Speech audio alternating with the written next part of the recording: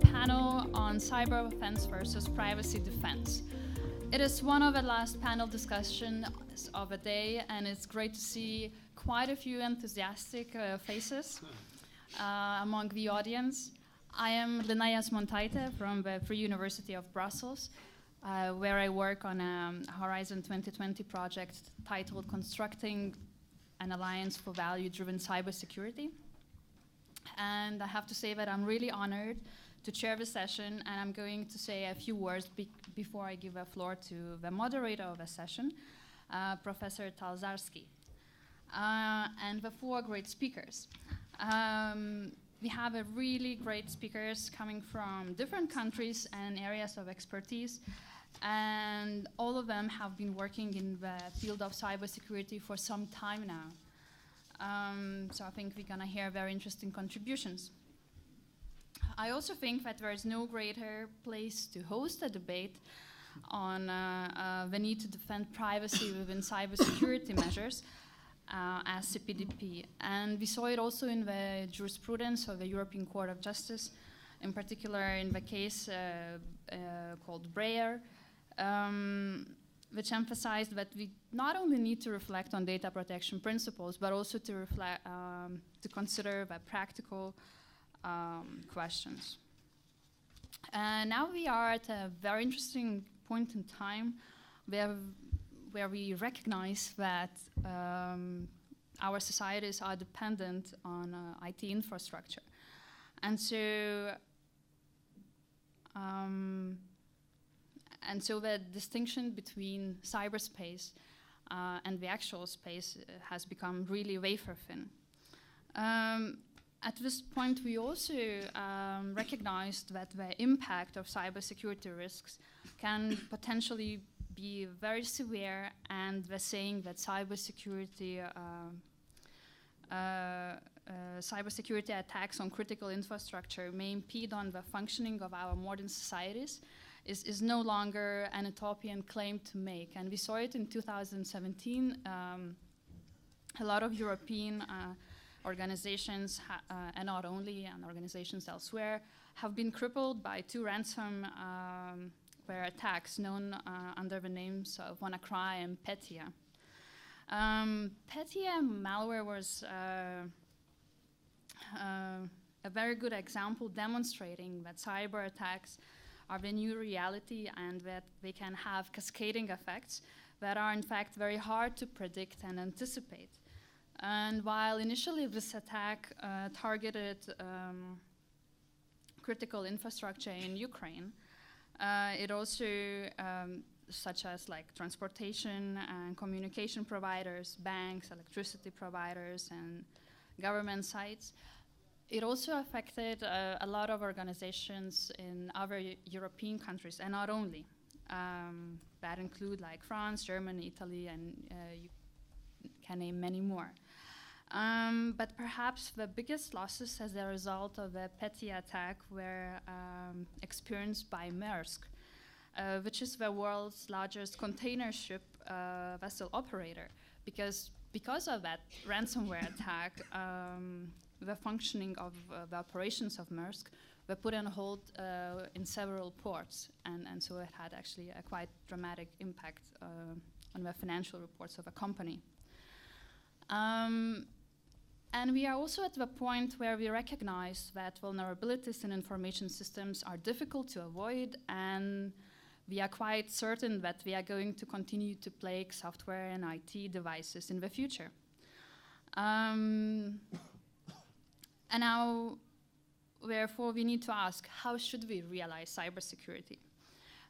Clearly, we have to balance cybersecurity opportunities and risks. And recognizing this need, the panel is going to consider the following three questions.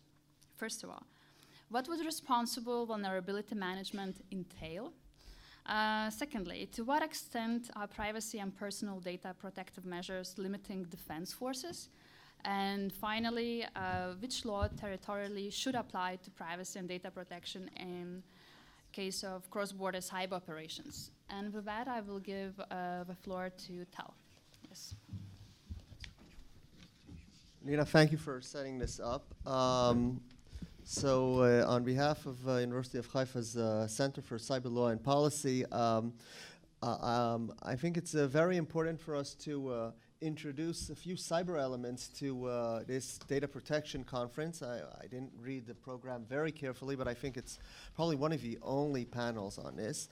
So very quickly, let's move to hear from Sven Herpig. And Sven, maybe introduce yourself, explain your linkage to privacy and cyber, and start walking us through this very important issue of vulnerabilities. What does this mean? Thank you, Tal.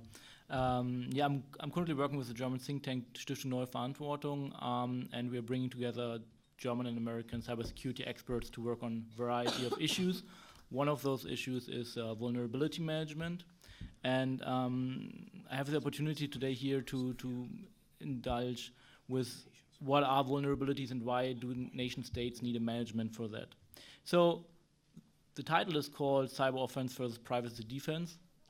And at the core of every cyber offensive action, be it government hacking, so law enforcement furthering their investigations against criminals or terrorists, or be it hacking back, so offensive cyber operations as a response to a hostile cyber operation, or cyber espionage operations, or traditional support of conventional military means by cyber operations, all of that needs vulnerabilities. Without vulnerabilities, all of those offensive cyber operations don't work really well.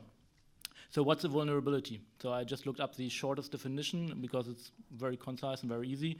The ISO basically defines vulnerability as a weakness in software, hardware, or online service that can be exploited. So far, I guess so straightforward. Particularly potent are those vulnerabilities that we call 0 days or O-day vulnerabilities. Those are vulnerabilities that are unknown to the vendor, so there no patch exists and no mitigation method exists. So those few stakeholders or the one stakeholder that knows about that vulnerability can exploit it against its targets, and they can't do anything about it. Most of the times they don't even know what hits them. So naturally, states are interested in acquiring and stockpiling these so-called 0-day exploits, because if they have them, they can use them against criminals, terrorists, foreign nation states, and so on and so far. So yeah, pretty straightforward still. Problem now is those 0 days, of course, well, let's say it's a vulnerability that is unknown to the vendor. Let's, for our case study, talk about a vulnerability in the latest iPhone. So Apple doesn't know about the vulnerability. Country X knows about the vulnerability. Now what it can do is it can exploit it against criminals that use that iPhone, terrorists that use that iPhone, and so on, spies, and so far. You get the picture. But it's a double-edged sword. As soon as any other nation state knows about the same vulnerability, that nation state can, of course, use that against iPhones of state X, not only members of society or CEOs of critical infrastructures in that country, but of course also government employees and diplomatic and military corps abroad. So if I'm the state that knows about the vulnerability, I have to decide, do I want to tell the vendor so he can fix it, or do I keep it, stockpile it, and hope to use it one day for criminal investigations or military operations?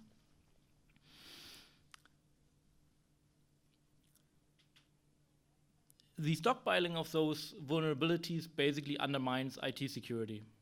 And if the IT security of a device, if the integrity of a device is undermined, of course, you can access all the data on that device, all privacy is gone. So by exploiting those vulnerabilities, I not only diminish the security of that device, but I also diminish the privacy of that device. And by that, I reestablish the connection between vulnerabilities, the security of devices, and in the end of the day, also, of course, the privacy of all the data on that device.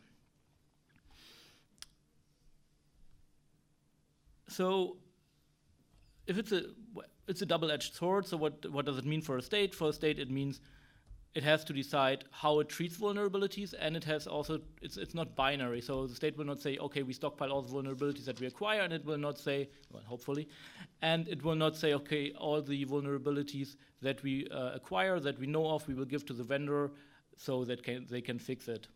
That would be the best case, not going to happen. So if it's not binary, what is it then? The states have to figure out a way how they treat vulnerabilities, especially zero-day vulnerabilities, they come across. The United States, and we will hear a bit more about that later on, they've been doing that for quite a while now, and end of last year they also published how they do that. So they put out like a short notice with a nice graphics in order to tell us how the United States government deals with vulnerabilities they buy or they find. Problem is, right now I can't tell you if that process, no one outside the government can actually tell you if that process is still intact or if it has been changed. Because that vulnerabilities equities process, how it's called, VEP, it's not enshrined into law.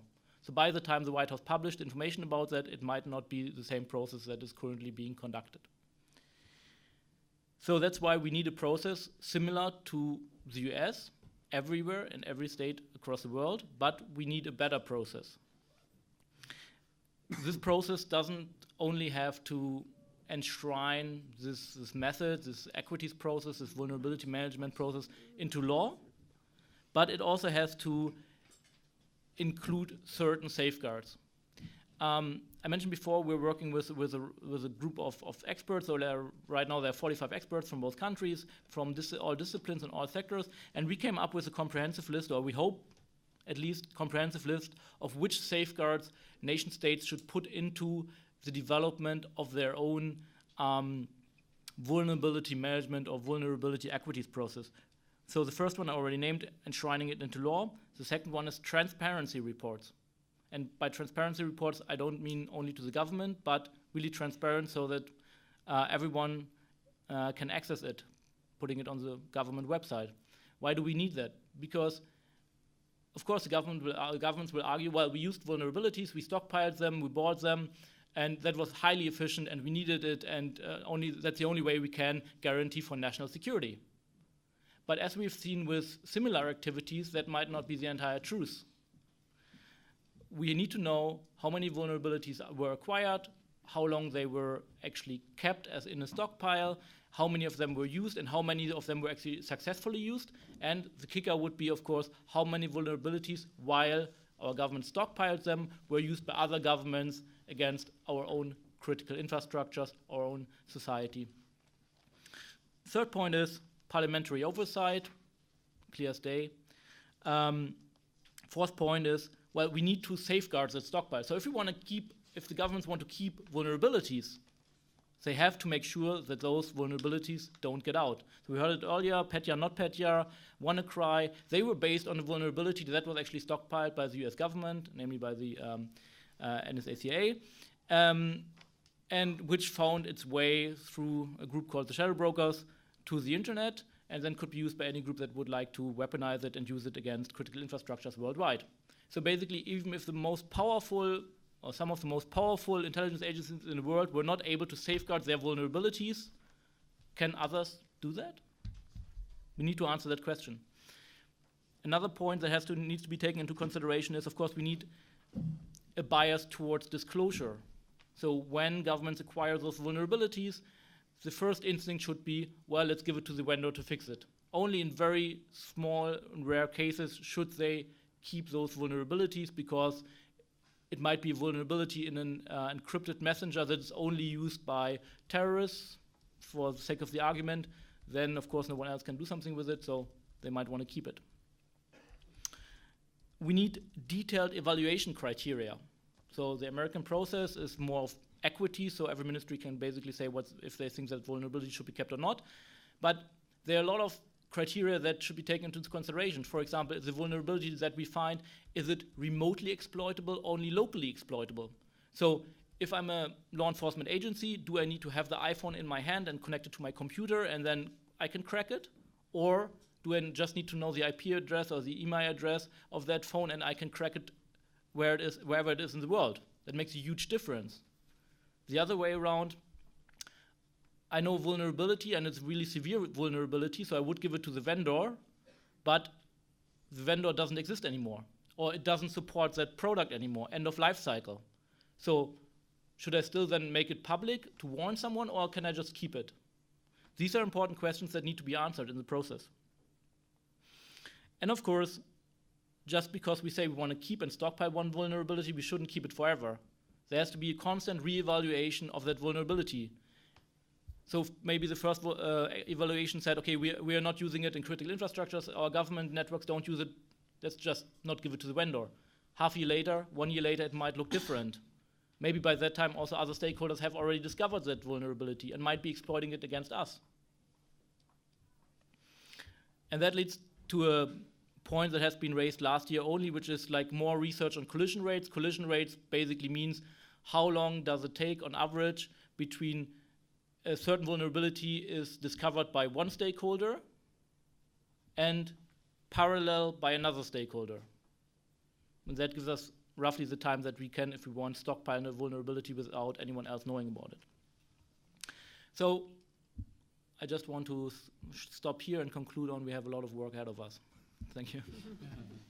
Thank you very much, Sven. And here we're starting to see the tension between maintaining privacy in general and even a state for its citizens and maintaining military abilities to some extent, because maybe this should be even more emphasized, these vulnerabilities in some countries, including my own, are regulated at times as weapons. So I know Bryan would want perhaps to get back to the US policy, but before that, we'll move now to Radim Polčák from University of Masaryk School of Law to guide us to another clash between privacy and cyber offenses. Please, Radim. Thank you. I think just a couple of points to something that was already mentioned here. The cyber defense, it requires strong weapons, and this is standard what we have in the military. So these weapons are extremely powerful. And when we are developing these cyber weapons, then inevitably is linked with intrusions of privacy, because it is either exploiting these vulnerabilities or even creating them.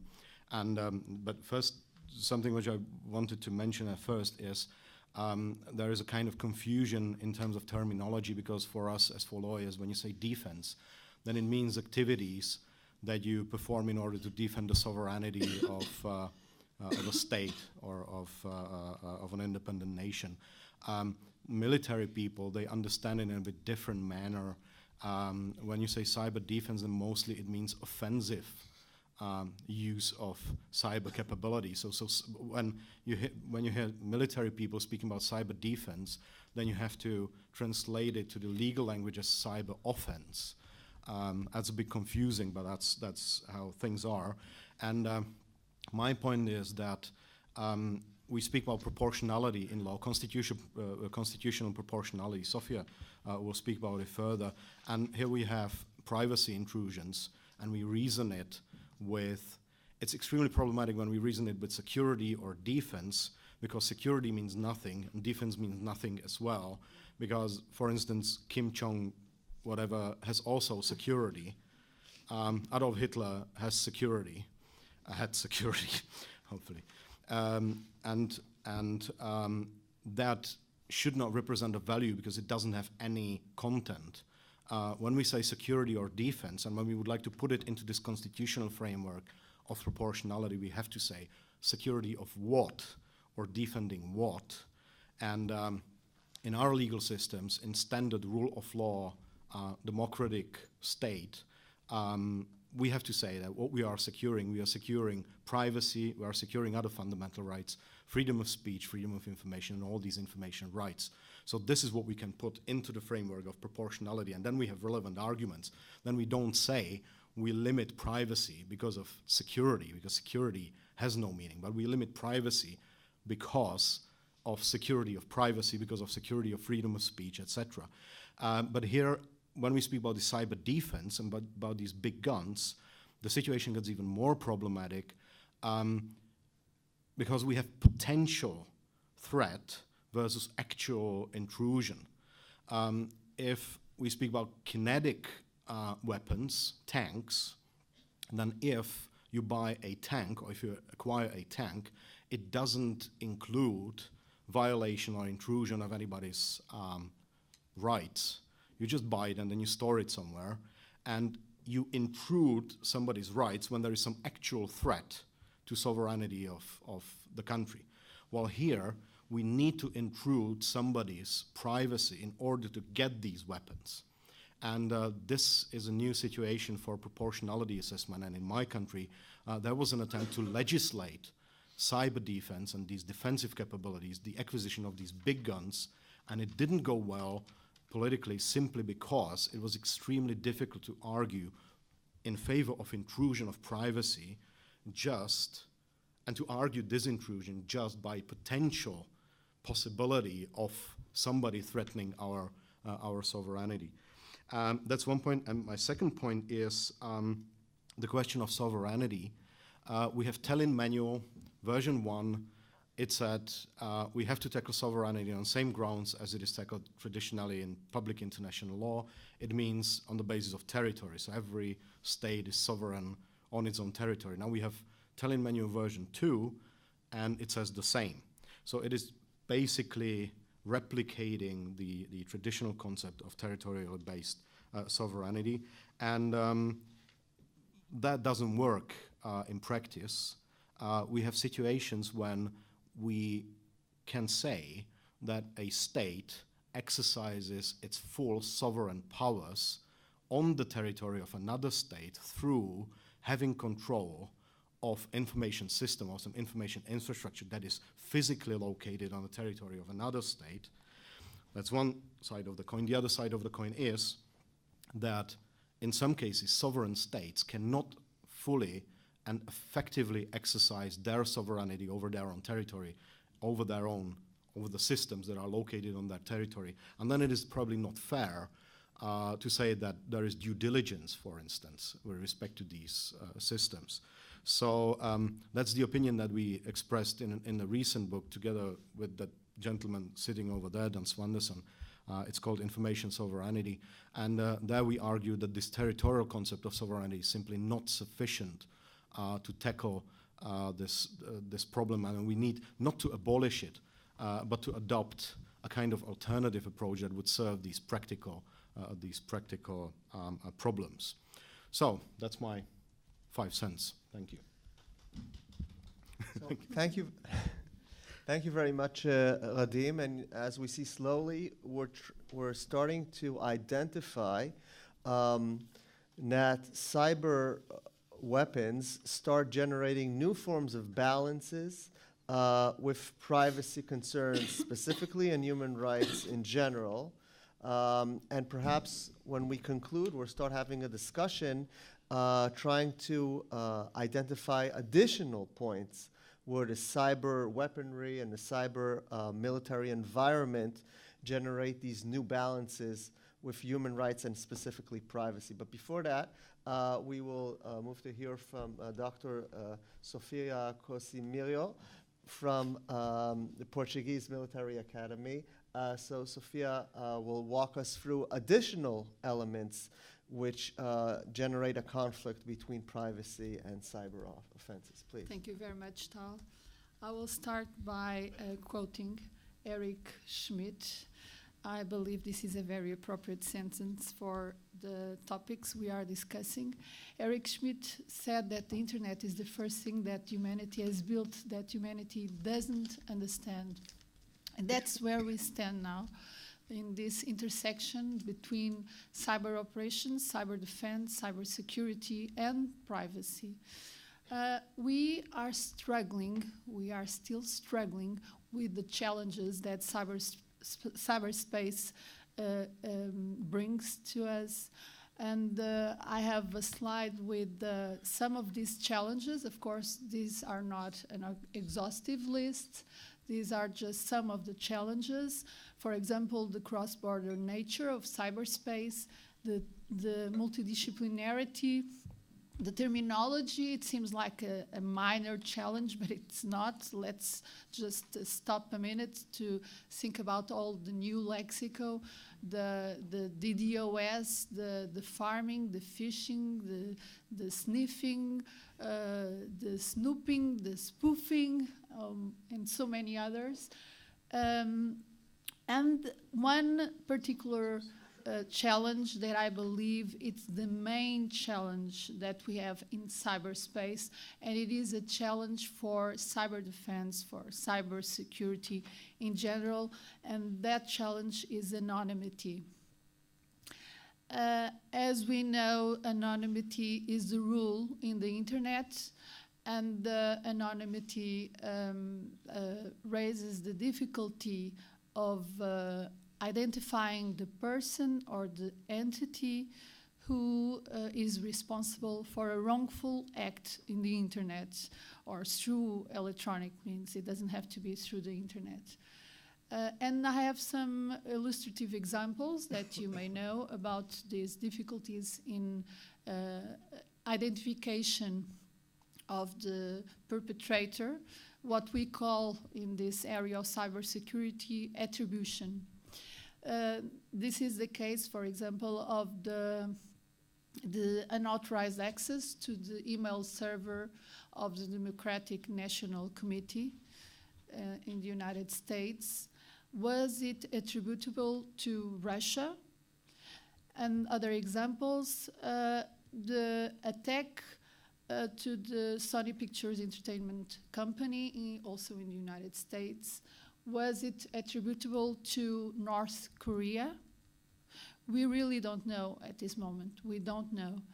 So that would make all the difference to know who is the attacker. This is the Vexata question. This will determine if a state can respond, how it can respond, what kind of cyber operations is it allowed to use against that cyber incident. So the answer to that question, who is the attacker, will determine the legal framework applicable to that cyber incident. So this is really the main question, the key question that we should be able to respond. However, this is where privacy comes into the picture. It is very difficult online, it is very difficult in cyberspace to attribute an action to a certain individual or to a certain entity. And this is because we have so many tools, so many legislation that protects anonymity. So we have, for example, obligations to delete traffic data, as we know.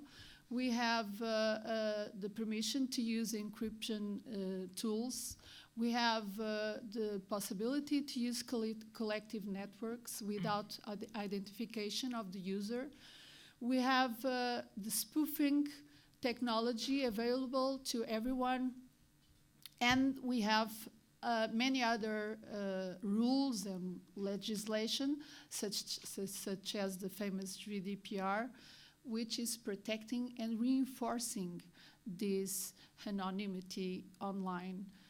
So we may say that nowadays the main legislation we have in this field, in these topics, goes only in one direction, to protect privacy and to permit, to allow the anonymization of the acts which are performed online.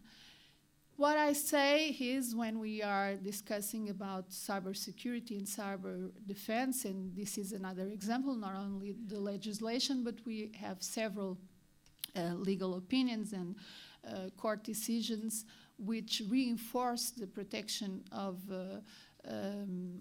anonymization and the difficulties in identifying who is the perpetrator, like in this case, the opinion of the European Union Court of Justice, which invalidated the Data Retention Directive.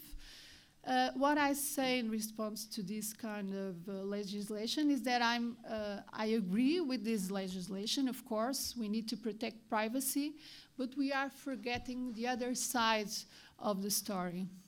We are forgetting that there are many other important fundamental rights, such as the right to security. We also have an important right, the right to security, and we don't have equally legislation to commit ourselves to protect this security. So I believe we should create also a clear legal framework for conducting cyber operations online, and to know how we can react to every kind of act. And in this kind of legislation, we should considerably reduce anonymity on computer networks. I'm not saying that we should not allow the users to continue to be anonymous before other users. Of course they can. Before other users, you don't have to identify yourself. But the competent authorities must have the tools, must have the capabilities to identify users at all times. So this means that you should limit encryption tools, you should limit certain spoofing technologies, and you should limit other technologies or processes which may allow you to be online totally anonymously. At the very end, we have, at this very moment, when I'm talking, organized criminals, terrorists, even states which are studying our critical infrastructures and studying how to attack them. They are trying to appropriate our intellectual property and to access our state secrets and our sensitive information, and to access our personal data also. So why to protect the personal data of the attacker if he is attacking our personal data? So do we prefer that the attacker has his personal data protected, or do we prefer that the attacker access our personal data instead of our competent authorities in a clear legislation? And with these questions, I bring my presentation to an end. Tal. Thank you very much, Sofia, for a very provocative talk. I'm sure many will agree, and yet others might find that the balance should be set differently, and the empowerment of encryption and privacy actually might even strengthen some elements of security, and I hope we get a chance to talk about that at the second part of a panel.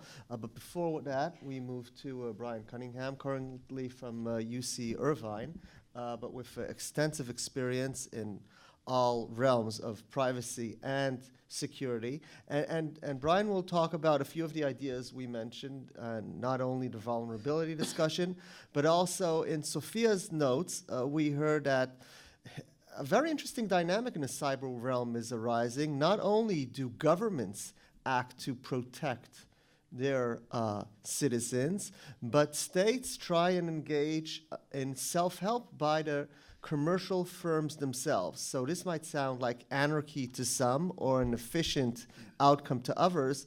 And we're turning around to Bryan to hear more about this hack back movement and other issues. Please. Thanks, Tal.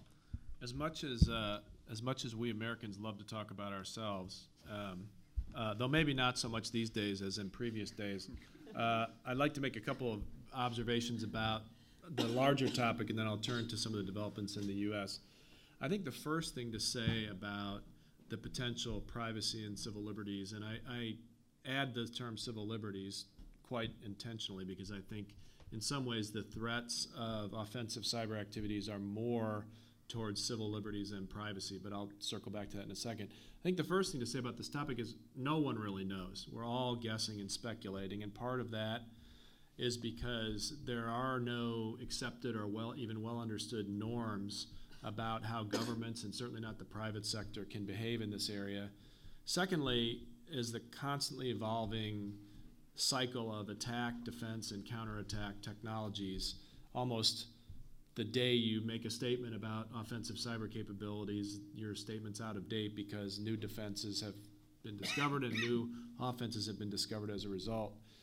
And the third, as one of our panelists mentioned before, is the kind of blurring and I would say constantly changing lines between quote-unquote offensive and defensive and active defense cyber activities. And then finally, as Lina said, the unintended consequences of some of the activities, even if governments try to fully protect privacy and civil liberties, it's very difficult to ensure that's going to happen. I think one observation we can make as well is with regard to nation states cyber warfare, we can be fairly sure that, first of all, Russia and China will not hesitate to trample on privacy and civil liberties when launching cyber attacks. Just this morning, well, first of all, Russia apparently had no qualms about posting personal information of John Podesta and others in the Clinton campaign. And secondly, earlier today, the Washington Post published a story asserting that Russia is, this day, meddling in U.S. politics by using disguised proxy groups and sites to encourage release of a classified memo about U.S. surveillance abuses. And again, while that's not, strictly speaking, a privacy harm, I think it's something we need to consider in this realm. North Korea, of course, posted highly personal information on thousands of Sony employees in 2014, not because they really cared about identity theft or making money off the data. It's just a way to coerce Sony into doing what they wanted, which was not to release the film, The Interview. And then finally, even in liberal democracies, I think if governments feel a severe threat, responding to that will trump, no pun intended, privacy and civil liberties concerns in most scenarios. It's also worth noting that there's nothing that I'm aware of in the laws of armed conflict that explicitly protect privacy. Now, under international humanitarian law, there is the notion of protection of human dignity, which privacy does fall under, but that is primarily for non-belligerents. So I don't think there's anything in international law that compels a government to take special measures to protect privacy in the course of a war, cyber or otherwise. I think in offensive cyber warfare, which is not true in a lot of areas, there really is a direct and explicit trade-off between protection of privacy and protection of civil liberties, partly because of this notion that was discussed before of attribution. The more a government or a private sector company can know about the people they're launching or the entities that they're launching a cyber attack against, the better they can act proportionally if they're inclined to do so. But knowing more also probably requires invading more people's privacy. A related issue, as we talked about earlier, is a government responsibility to notify companies of vulnerabilities versus the desire to keep those vulnerabilities secret in order to exploit them in offensive cyber activities.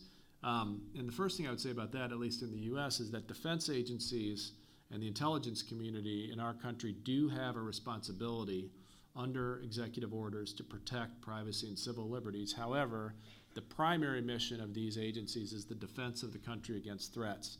And most intelligence agencies will be strongly incentivized to prioritize their mission over disclosure of vulnerabilities. One question I think is worth thinking about is, could some kind of a legal or regulatory regime be developed that could balance the patching of vulnerabilities in public and private systems in friendly countries while concealing the vulnerability from adversaries so you can still use it? Could a government, in effect, secretly patch against vulnerabilities of their friends but leave other countries vulnerable? I think the answer to that is probably that doesn't work, because technologists will be able to spot that a vulnerability existed and was patched, but it's probably worth thinking about.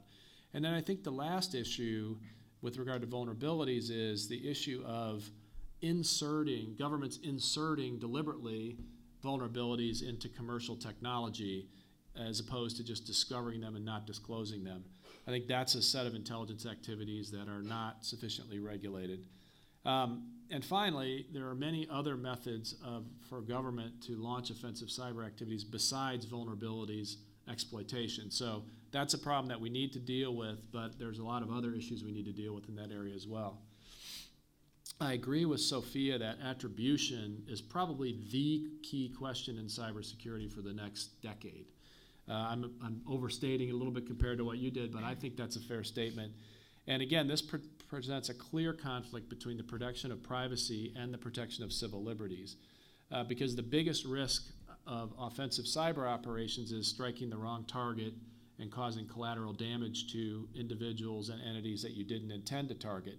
And because it's so easy to obscure the origin of attack and so difficult to identify attackers, improving the accuracy of attacks and minimizing collateral damage requires greatly enhanced ability for certainty as to identity in the internet, which of course many would see as a direct assault on privacy. Most of the panel has focused quite rightly on activities of nation states, but I thought I'd talk a little bit about the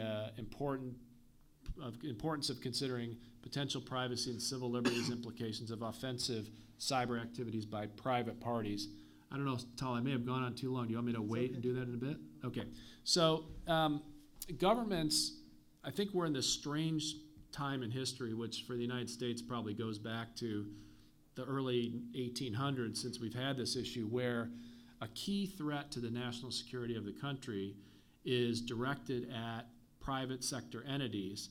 And our government doesn't have probably the ability, but certainly not the inclination, to protect the companies. In many ways, big companies like Google and Microsoft and Amazon are really being treated as nation states by hostile countries. They're being attacked like nation states. They're having espionage committed against them like nation states. And they're even having their own version of extortion, which in state-to-state relations we would call diplomacy.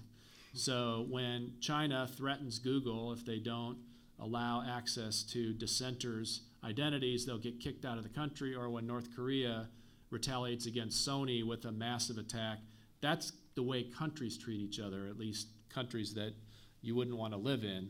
But now that fire is being directed against private companies, and I think it's inevitable that they are and will feel compelled to take matters into their own hands. And we can debate the merits of that. I just think it's a reality, and I think it's probably happening now a lot more than is publicly known. In the U.S., one member of our House of Representatives, the lower house of our legislature, has introduced something called the Active Cyber Defense Security Act, ACDCA, I guess.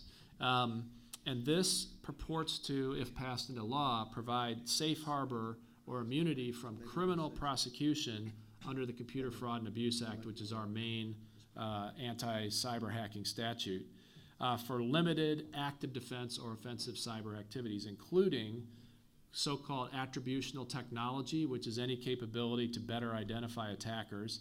Obviously, there are privacy risks there. And for active defense activities, which is defined very broadly to include any measure that is intended to establish attribution of criminal activity, disrupt continued unauthorized activity, monitor the behavior of an attacker. Now, under this law, it would not include actions intended to destroy or render inoperable technologies that are under attack.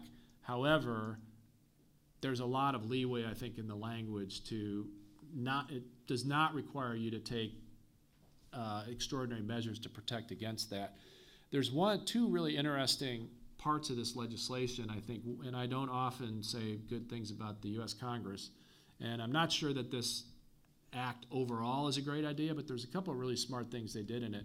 First of all, I said it protects you against criminal liability under the Computer Fraud and Abuse Act, but it does not protect a private party at all from civil liability under the Computer Fraud and Abuse Act. So you can, under the law, go to the FBI, notify them, and get sort of an advance blessing for taking your action. But even with that, if you hit the wrong target, or if there's an allegation that you hit the wrong target, or if there's an allegation that you did more damage than you were allowed to, the victim can come and sue you in U.S. courts. Any victim in the world can come and sue you in U.S. courts and try to get civil fines against you for violation of the Computer Fraud and Abuse Act.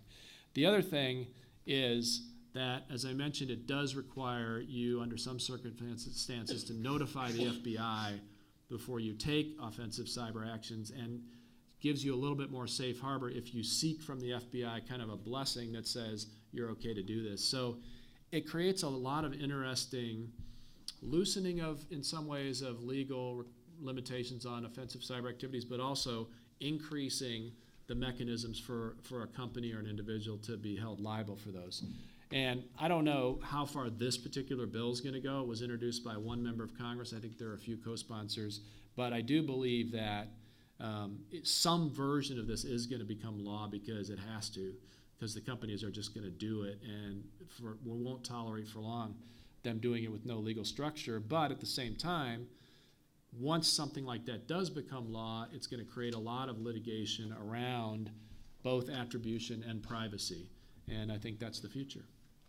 Thank you very much, Bryan, for introducing everyone here to these very hot topics. I have to say that, like someone that teaches property law, this notion of broadening self-help is very counterintuitive, but we might have good reasons to introduce it here. And I know that our other panel members here want to perhaps reflect on all the other points, and I'll let them do it very quickly in a second. But before that, maybe I just want to set up some background. We heard such problematic things about cyber weaponry and how it might undermine privacy and other rights. Maybe we should reflect the idea of banning cyber weapons. And before you laugh at this issue, we also need to remember that once you introduce a cyber weapon, as happened with some of them recently, a government might introduce it and it might work to some extent, but very quickly someone else could apprehend said weapon and turn it back at the same government that released it, something that has several precedents. And of course, in the kinetic world, this does not work, right? A tank that you attack, even if it falls into the hands of the other party, it's very difficult to utilize said tank or weapon or F-16 against you. But in the cyber realm, this is a very difficult question. So I'll start with Radim, and then we'll work down the table. Please, Radim. Okay, I'd just like to elaborate a bit more on that idea of including private entities. This issue we also tried to somewhat tackle here in Europe, and one of the reasons is that it is actually happening. There is like a shadow zone. There are companies who take care of cybersecurity, and they do things that are on the edge of applicable laws, and they have to hide while they are not doing anything problematic in terms of public interest. And at the same time, the fact that security institutions do not know, particularly about these activities, might cause the actual problems.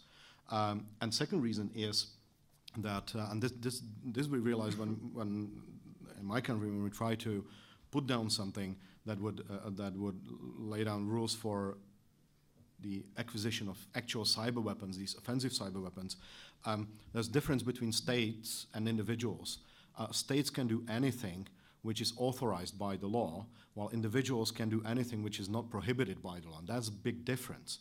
And here, we realize that it's extremely difficult to take a blank piece of paper and to write down rules, legal rules that would authorize states to acquire offensive capabilities. It's extremely difficult to find words and phrases. While if we say that this is not prohibited, it's a different legislative assignment. And so from this perspective, it is easier, it's a bit paradox, but it is easier to authorize private entities for active countermeasures than to authorize states. Although, however paradoxical it might seem. Sofia? I would like to highlight the cross-border nature of cyberspace and of all the difficulties we are addressing, because we are from different countries and we have different perspectives. We are individuals. Now imagine the different perspectives from states. So it is very difficult to address these topics, and we have to address them internationally. That's what the Manual of Tallinn is trying to address these topics internationally. And there are many discussions, many government groups of experts which are trying to reach some common ground to settle some rules. But even at the end of 2017, this group of experts haven't quite achieved what they were trying to achieve. And under the Charter of the United Nations and under the other international laws and applicable laws in this field. So I would like to highlight the extremely difficult legal ground we are dealing with. Yeah, I think I just want to make one point, and in that I respectfully disagree with both Bryan and Sofia. I think attribution is a challenge. I don't dispute that, but the most important challenge is that we just don't get cybersecurity right. We get it wrong all the time, and we get the simple things wrong. Just to name you two things, and if you keep buying me beer tonight, I can go on the entire night about the problems that we have and the things that we screwed up. But just two things. Run up to the presidential elections. If you mentioned already the Democratic National Committee hack, John Podesta also lost 14,000 of his emails, which later on became public. Why? He got an email saying, please enter your Google account name and your password. So he forwarded, that's not over yet. So he forwarded that email to his IT guy, and his IT guy wanted to reply, oh, that's illegitimate. And he replied, that's an illegitimate mail. And then John Podesta was like, okay, cool, I enter my stuff. He didn't have second factor authentication activated, so once he put in account name and password, all his emails were basically gone to the attackers. So no cyber offense in the world helps you with that. Second story is German parliament was hacked 2015. You might have heard about that. We lost some documents there. What happened was that the entire government networks and all the government computers were actually protected against this kind of attack, except the ones from the German parliament, because the German parliament was disconnected from the security mechanism of the other government networks and was only patched like roughly 4 or 5 weeks always later than the rest of the government networks. So we lost internal parliamentary documents and classified documents because we disconnected the both security mechanisms and didn't keep them up to date. So if we don't get the most simple things in cybersecurity right, focusing on solving attribution, creating more cyber weapons and making them potent by keeping vulnerabilities, in my opinion, it's just a wrong way to go, because in the end that means like, okay, we can all attack each other, but we are all defenseless against each other, and that's going to lead to a very anarchic state, and I think no one of us here on the panel and also in the audience wants that. Well, I agree with Sven that you, in my words, can't legislate against stupidity. However, there are known solutions to the problems of carelessness. There isn't a known solution, so far as I am aware, to an attribution technology that also is proportional and respects privacy. So that's what I meant when I said I think it's the toughest problem we have. Okay. Just two other comments. We were talking about the risk of cyber weapons. I think Tal mentioned being acquired by enemies and turned back on the country or entity that created them. And that is a significant risk, but there's another significant risk, which is even if the cyber weapons don't fall into the wrong hands, they often go way beyond the target they were intended to hit. So they get out into the wild, into the big internet, and damage a lot of things other than what their target was. Second point I would just make is on this question of banning cyber weapons, I think it's a question that we have to ask. I think these are good forums to ask it, but that proposal to ban cyber weapons, in my humble opinion, has the same problem, same fatal problem in my view, as proposals to ban nuclear weapons, and that is, as the saying goes, in the land of the blind, the one-eyed woman is queen. And in the case of cyber weapons, just like nuclear weapons, if every country in the world except, let's say, North Korea is banned, then Kim Jong-un becomes the one-eyed king. And I think unless you have some mechanism of certainty of enforcement, it's futile to go down the road of banning cyber weapons. Thank you very much. And now we have time for some questions from the audience on this issue. So please queue up and tell us your name and also your email password. That way we could engage in some attacks. Yes, please. Tobias Morschers from Datenschutzraum. My question is this the end of free democratic societies? Because fundamental rights are there to protect the individual, not only from criminals, but also from the state. We have seen lots of situations where states got in the wrong direction about certain parts of population. And and the only way for them to protect is that they have a little bit of privacy, a space where they can talk to their neighbor without being watched every time, without being identified with every action they are using, without having a whole network visible of people of a certain minority so they can be wiped out within one strike. These are protections in our democratic society. And if we give up anonymity and say we are unable to protect these, and this is a global scale, we don't only protect in our own countries, we have to protect from everyone. I have a feeling this is a question for Sofia and Radim, right? Please. I'm with you, and that's not the current policy, neither of the European Union nor of the European governments. If you look to the NIS directive, then that is based on securing the space, not identifying individuals. Anytime when any cybersecurity legislation tried to establish a system of de-anonymization of individuals, it didn't go through politically, at least in democratic countries. So that's the situation, and we know that if we try to draft something, it will not go through. So this is the situation that we have now, and that's the current policy of our governments. And I think that in the US it is even worse or better, because anonymity is integral part of freedom of speech, because you're entitled to speak anonymously. So that's even stronger, I think, there. Well, I disagree. I disagree, because no fundamental right is absolute. And it is included in the Data Protection Directive, in recital and in articles, and also in GDPR, that it is possible to limit the rights enshrined in the GDPR in order to protect the national security and to protect the territory of a state and whatever. So it is possible. It has to be proportionate, and of course it has to be controlled by court. We are not discussing about something that means that every time you talk with someone, we will know that you will talk with someone.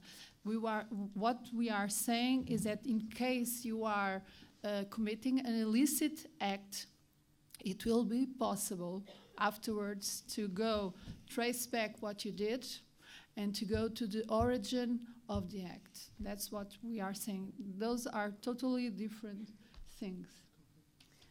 I would like to add something to that. So this summer I had a pleasure of reading 22 cybersecurity strategies of EU member states. And definitely it's not the idea to end democracy in Europe. All of these strategies mention that protection of human rights is at the core of ensuring cybersecurity. So the two are related, they go together, and we should work hand in hand, in fact.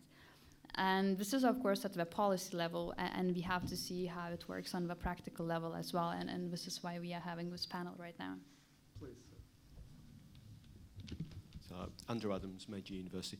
I want to go back to the first talk, and a distinction I don't think you drew in between purchased and discovered vulnerabilities.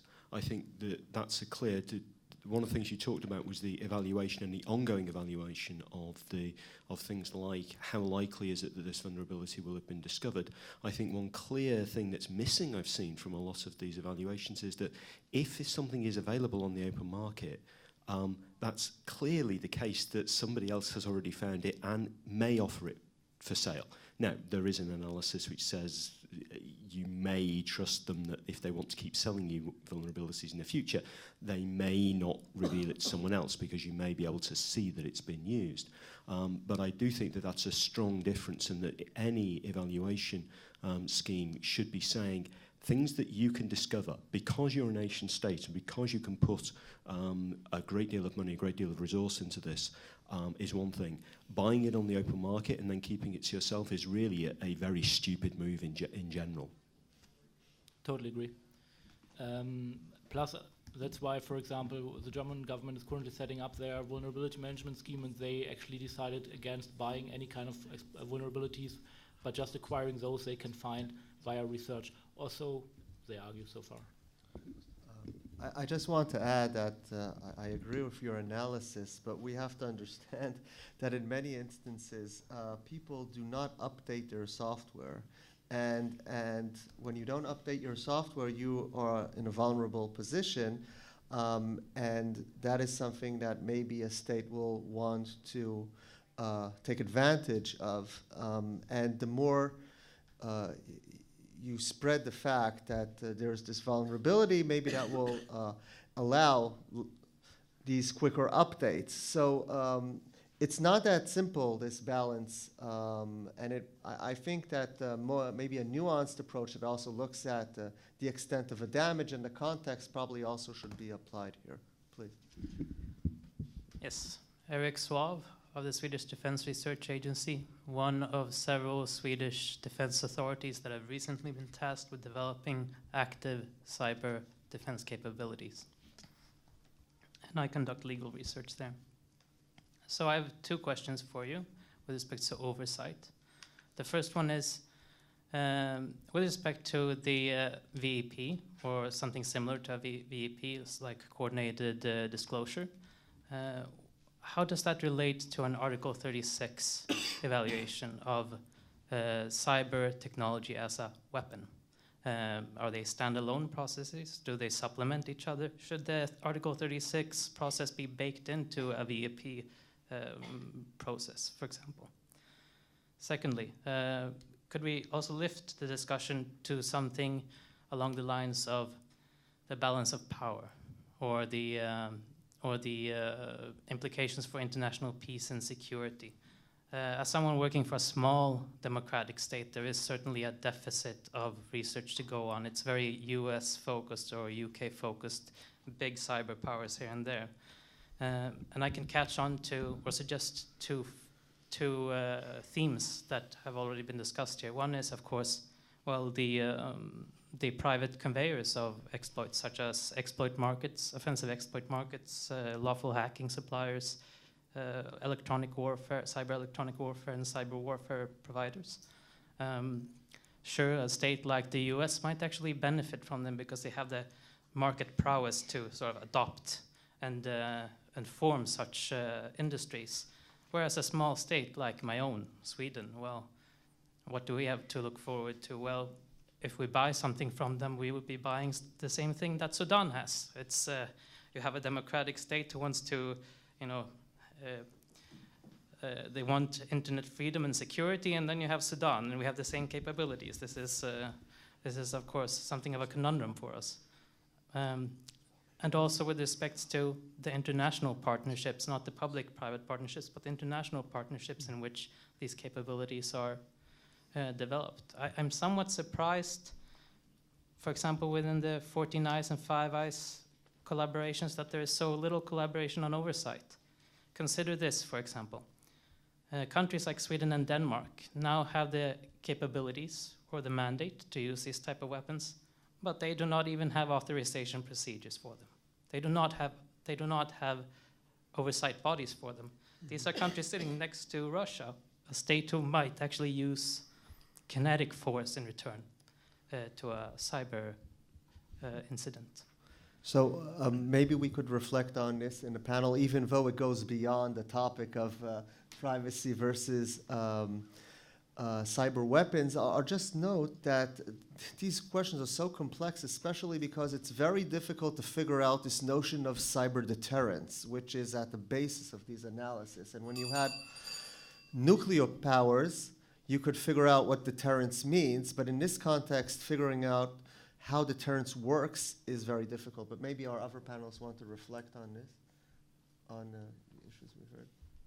Well, I would leave the Article 36 analysis to my European colleagues. I would just say on the question of acquiring offensive cyber capabilities, if I remember correctly, Sweden actually flirted with the idea of joining NATO after the Crimea attacks, and I assume, although I've been out of government since 2004, that just like with other weapons capabilities, the 5 I countries, the UK, the US, Australia, New Zealand, and Canada, share some of these technologies amongst themselves and probably share them to some extent with NATO members as well. So I would hope, and I believe there's probably a mechanism to do that. Those would be capabilities that Sudan doesn't have, so maybe that's one avenue. Yes. Thank you. Julian Rossi from the University of Technology of Compiègne. I have a question regarding this challenge that you talk about of attribution. Not an expert in cybersecurity, but in the field of data protection, my impression is that for most users, at best we can be pseudonymous on the internet. I mean, now we are even moving to IPv6, which will be able to give one IP address to a device. I'm not even talking about how much data retention is going on, not only illegally by internet service providers ever since the data retention directive was invalidated, but also, let's say, all the payment data that is being kept in the name of the struggle against money laundering and so on and so on. So I have the impression that there is a real mass of data that is the best pseudonymous that is being kept on non-criminal individuals. And of course, criminals, they are going to try and hide what they are doing because they have an interest in doing so. And this means that whatever the state of technology is going to be, they will find some ways, I guess, to be as anonymous as they can. So unless perhaps you change the whole architecture of the internet and you don't have IP addresses any longer, but I guess biometric addresses or something like that. But that seems quite hard to reach. So my question to you actually is, what do you propose to tackle this?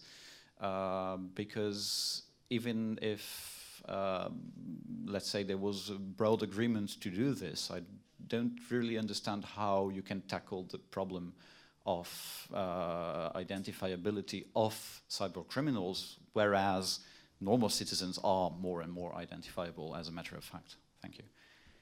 Well, I would just say on the first question of how identifiable are attackers for attribution, as was mentioned earlier, there's still controversy, serious controversy about whether North Korea was behind the Sony attack, and there's some, I would say BS, but some controversy about whether Russia was behind the Podesta attack. So at least with regard to information governments are willing to make public, it's still a big challenge. The second thing I would say is that I don't think to do proper attribution, in other words, to take reasonable measures to make sure if you shoot in cyberspace you're hitting the right target, actually requires individual human being identification, much less, as somebody suggested earlier, I think this gentleman, surveilling everyone's communications. For example, under this Active Cyber Defense Certainty Act in the U.S., one of the things that would become legal, that's not legal right now, is putting hidden tags in your data and beacons that when they get to the final resting place of the attacker, they phone home and they tell a company or a government where they are. And that, for purposes of responding and deterrence, I don't think you need to know whether it was an individual in APT Group 28 or someone else, and you certainly need to worry about the issue of the bad guys spoofing the IP addresses and other technologies to make it look like someone else did it. But if you have this kind of response where you send something back and the attackers take it back without knowing it, I think that solves some of those problems. But right now that's illegal under US law. Sven, very quickly. Yeah, very quickly. We're not as clueless when it comes to attribution as we might think. So we have the technical attribution where we know that groups as Cozy Bear, they're using an increasingly complex system of command and control servers. They reuse it because it takes a lot of time to set up. It's like a small bureaucracy they're running there, so the technical experts can actually tie together similar attacks, not only by the technical infrastructure used, but also by the modi operandi used, how they went for it, which malware they used. On top of that, you have the traditional political or intelligence with spies and everything you have out there adding up to it. And then the third thing you have is cui bono, political attribution, who stands to benefit the most from it. And if you want to go one corner further, who benefits the most from it if we think that that person that state benefits from it. So you have these three components, which we already have intact for attribution. And quite some things have been attributed quite correctly already in the past, came very close to that. So I think we are making good progress there.